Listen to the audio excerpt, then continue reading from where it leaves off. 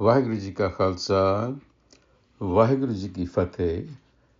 Welcome to the segment of Coach Gurbani's a-sabad-a-day, where we continue our recitation from Jaitsari Mahalla Panjwa Var Slokanal. And this is the 10th pauri, 2 sloks to the pauri, the recitation beginning with the first slok. Raaj Kaptan, Roop Kaptan, Tan Kaptan, Kul Garbata hai, Sanchit Bikhya, Chalang Chiddarang, Nanak bin har sang na chalate. Raj Kaptan, Roop Kaptan, Dhan Kaptan, Kul Garbate. I will begin first with a literal and more contemporary general translation that you will see, and then we will talk a little bit about the concept of kapat. So, if it were to be read literally in contemporary idiom, it is saying, Raaj Kaptan, political power, kingship, is deceitful or a deceitful illusion. Rupa Kaptan, physical beauty, is a deceitful illusion. Dhan Kaptan, material wealth, is similarly an illusion. And Kapatan Kul Garbata hai, pride in one's lineage, is nothing but arrogant vanity. Sanchit Bikhya Chalang Chiddarang. So, Sanchit Bikhya. Sanchit is to gather, to collect. Bikhya, poison. We collect poison through various trickeries and fraud. Chalang, Chidrang. Combination of trickery and fraud. And then Nanak says, Bin har sang na chalat. Without her consciousness, none of this travels with you in the end. Now, this is the literal translation, but we need to understand that the concept of kapat operates at many levels. There is that basic moral, ethical level which we use kapat for,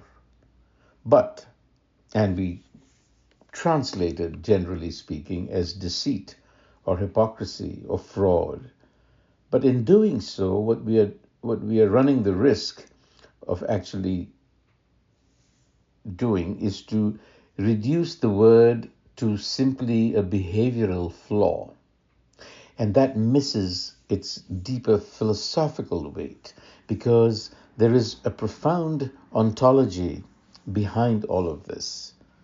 It probably would help to uncover what a Raj, Roop, Tan, Kul is meant here, what it is really meant, because I think it is the ontological deception that is being spoken of.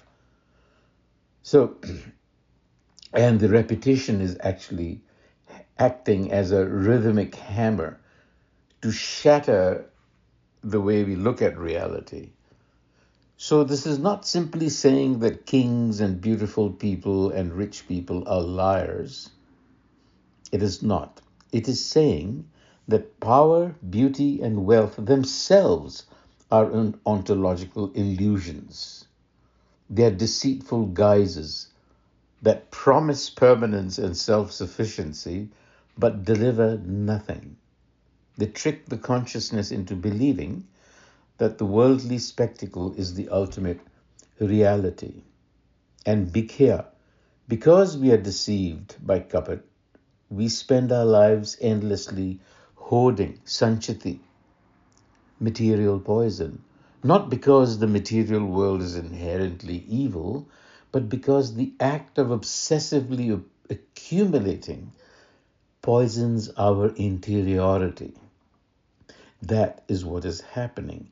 And then once you are caught in that kind of trickery around you, that is how you actually are living.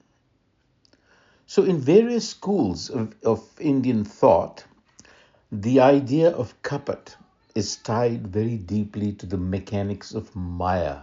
It is tied to the illusion of the cosmos, of Maya. And that is the context in which we should understand it here. So it is not being deceived by someone, but it is the deceitful guise of the material universe. The world of phenomena itself is hiding its own reality. The material world, think of it as the horizontal plane of existence, presents itself as complete and self-sufficient. That is the deception. And then the sense of personal agency, that is Raj. We think that we are the sovereign governing ourselves. That is the deception at the level of agency, you see. Then we think of Roop, space and form.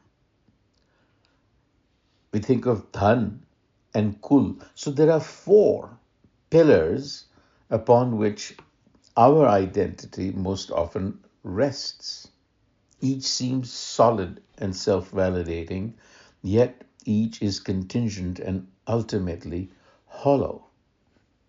So I am separate from the world. This is my boundary. That is Roop. And I've already spoken about Raj, agency. I'm the doer. I'm in charge of this space. Dhan. This is actually a tendency to hoard. Dhan has the suggestion of time. I've hoarded enough to protect my future. And Kul, origin. I'm justified and elevated, right? So we have the illusion of sovereignty, the illusion of the deception of form, the deception of security. That is what Dhan means, because it is supposed to give you Dhan. So when you look at this text as the illusion of independent agency, as the illusion of space, as the illusion of accumulation, it gives you a meaning that is closer to Gurbani. What Gurbani is saying is that when you have the ability to hold 2 opposed ideas in the mind at the same time and still retain the ability to function, then you're a Gurmukh, because you see the world is and it isn't. How do you reconcile this? That is precisely the trick. And the trick is to be awakened. Jivan Mukt. You step into the stage of the world and you play your role with absolute brilliance, with passion, with commitment. And because you are then not afraid of losing yourself, you can actually love more deeply, act more boldly, and engage more fiercely than the unawakened person. And Gurbani captures this paradox beautifully in the recurring metaphor of the lotus, Kamala Bigas. So now the second salok advances this thinking. Pikhandaron ki pul, pikhandaron ki. The illusion is one of appearances. Pikhandaron ki pul, tumma dissam sohana. This is the illusion. The tumma, the gourd, the sour desert melon, appears beautiful, and it does appear beautiful, except it's entirely worthless. Because when you dig into it, it's bitter and poisonous.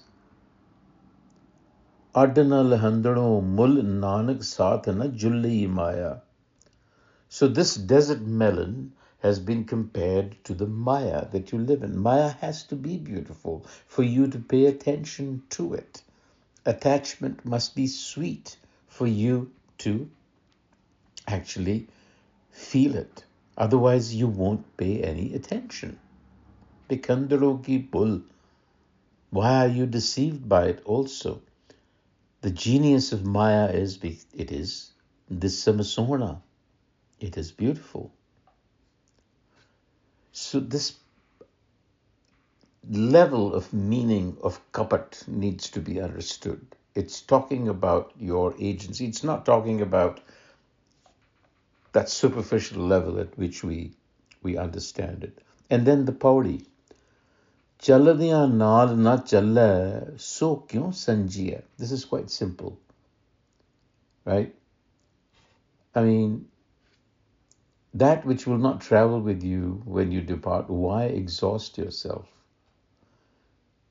Tiska kaho kya jatan jiste vanjiye. This is the same thing said in another way. Why exert yourself, or why exhaust yourself, not exert yourself? Har bisre kyun tripatave. When you are not connected to the Har consciousness, which is another dimension of you, then kyun triptave? How can you ever be satiated, satisfied?